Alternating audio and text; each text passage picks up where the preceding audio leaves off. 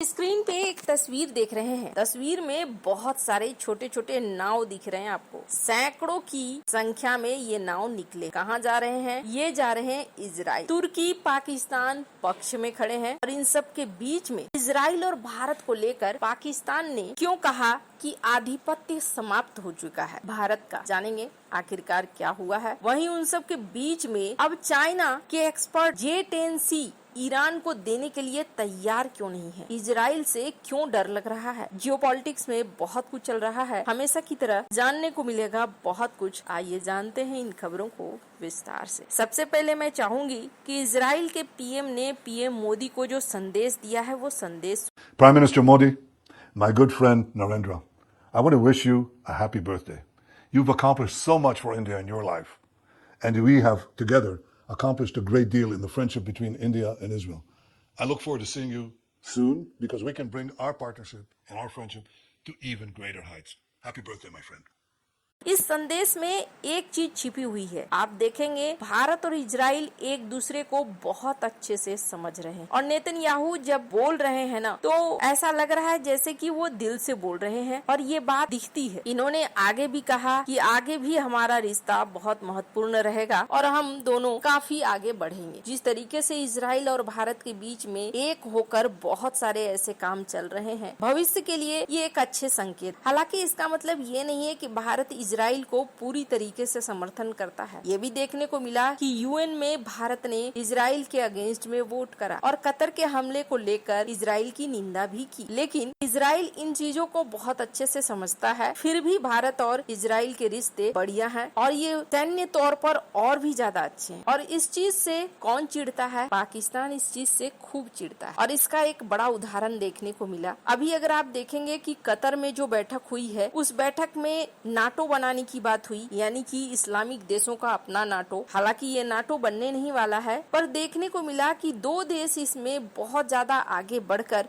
इन बातों को कह रहे थे कि नाटो बनना चाहिए था। एक तुर्की है और दूसरा है पाकिस्तान। पाकिस्तान ने तो अपने न्यूक्लियर संपन्न होने को लेकर भी एक दबदबा बनाने की कोशिश करी। अभी अगर आप देखेंगे ये जो फ्लोटीला निकला हुआ है, वैसे ये कह रहे हैं कि ये जो छोटे छोटे नाव है इसमें खाने पीने की चीजें हैं और ये खाने पीने की चीजें फिलिस्तीन के लिए है, गाजा के लिए है। लेकिन इजराइल इस तरह के नावों से पहले से भी काफी सतर्क रहा है। एक स्टेटमेंट भी जारी किया गया जिसमें कहा गया कि पाकिस्तान ने सतर्कता बरती है और इजराइल को ये कहा है कि हम लोग इस फ्लोटीला पर नजर रखे हुए हैं। आप ऐसा ना करें कि किसी तरीके का हमला करें या इसे नष्ट करने की कोशिश करें। तो यहाँ पाकिस्तान काफी एक्टिव दिख रहा है। वहीं इसाक डार से जब इंटरव्यू लिया गया तो इन्होंने भारत को लेकर भी बयान दिया, इजराइल को लेकर भी बयान दिया। इजराइल की तो इन्होंने भर भर कर निंदा की, जो निंदा ऐसा लग रहा था कि होना ही था, क्योंकि इजराइल से खौफ जितना तुर्की खाता है उतना ही पाकिस्तान भी खाता है। भारत को लेकर इन्होंने कहा कि भारत और इजराइल दोनों ऐसे हैं जो कानून का पालन नहीं करते हैं। स्क्रीन पर एक शख्स को देख रहे हैं, ये कौन है? पाकिस्तान से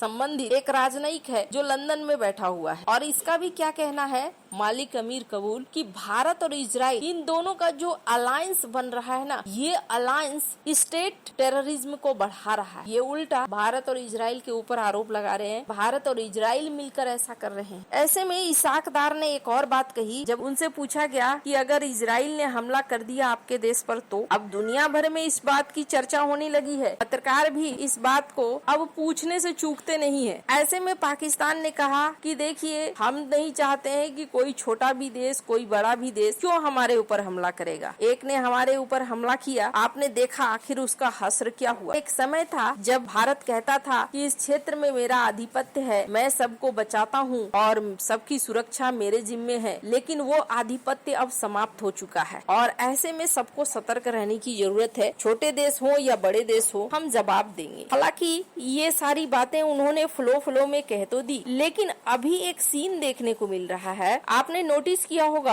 ऑपरेशन सिंदूर के समय J-10C बहुत ज्यादा चर्चा में आया। ये चाइना का फाइटर जेट है जिसका इस्तेमाल कथित तौर पर पाकिस्तान ने किया था। उस समय ऐसी स्थिति हुई थी कि कि चेंगडू के शेयर भी अप हो गए थे और काफी नाम भी कमा लिया था छोटे से समय में और अच्छा खासा शेयर मार्केट में भी नाम बनाया। लेकिन तब से चाइना क्या कोशिश कर रहा है, चाइना कोशिश कर रहा है इस मौके को भुनाने का। राफेल को लेकर काफी उस समय बदनामियां छपी, जानबूझकर राफेल को डाउन करने की कोशिश किया गया ताकि इसका मार्केट खराब हो। और ऐसा करने में चाइना और तुर्की दोनों के मीडिया कथित तौर पर जुड़े हुए थे। पर अब J-10C को बांग्लादेश वगैरह ने तो नहीं खरीदा, पर ईरान खरीदना चाहता है और ईरान चाहता है कि J-10C के कम से कम 10 बैच उन्हें मिले, क्योंकि इस वक्त ईरान को ऐसा लग रहा है कि इजराइल से कभी भी हमला हो सकता है और इजराइल के साथ कभी भी लड़ाई हो सकती है। ऐसे में वो हाथ पांव मार रहा है कि उसे एक फाइटर जेट मिल जाए। J-10C का नाम सामने आने पर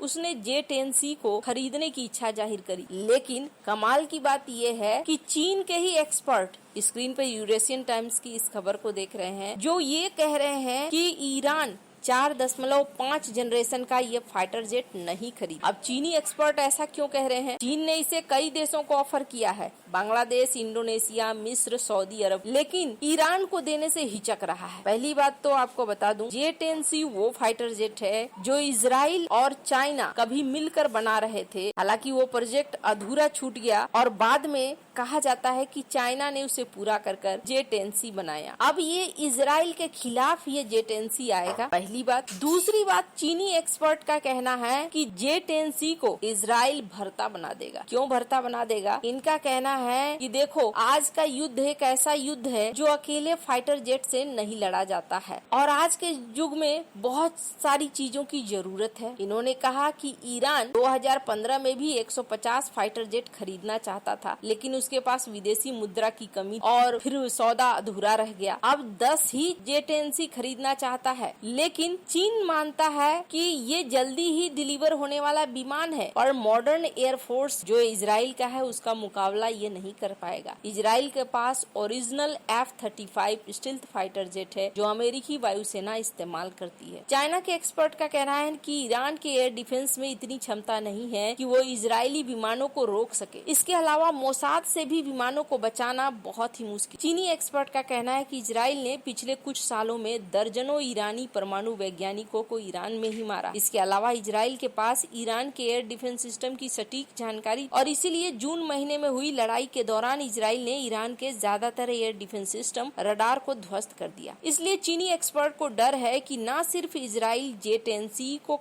तबाह करेगा, बल्कि उसकी संवेदनशील टेक्नोलॉजी, रडार, कोड और मिसाइल रखने की क्षमता को भी हासिल कर लेगा। इसलिए चीनी सोशल मीडिया पर कहा जा रहा है कि ईरान को जेट बेचना मतलब ब्लूप्रिंट इजराइल को दे देना। खैर, चाहे जो भी कारण हो, फिलहाल के लिए इजराइल के सामने J-10C को नहीं लाना चाहता है चाइना, ये देखने को मिल रहा है। आपको क्या लगता है इन सब मामले में? आप क्या राय है कमेंट कर जरूर बताएं। जल्द मिलते हैं अगली वीडियो में नई खबर के साथ।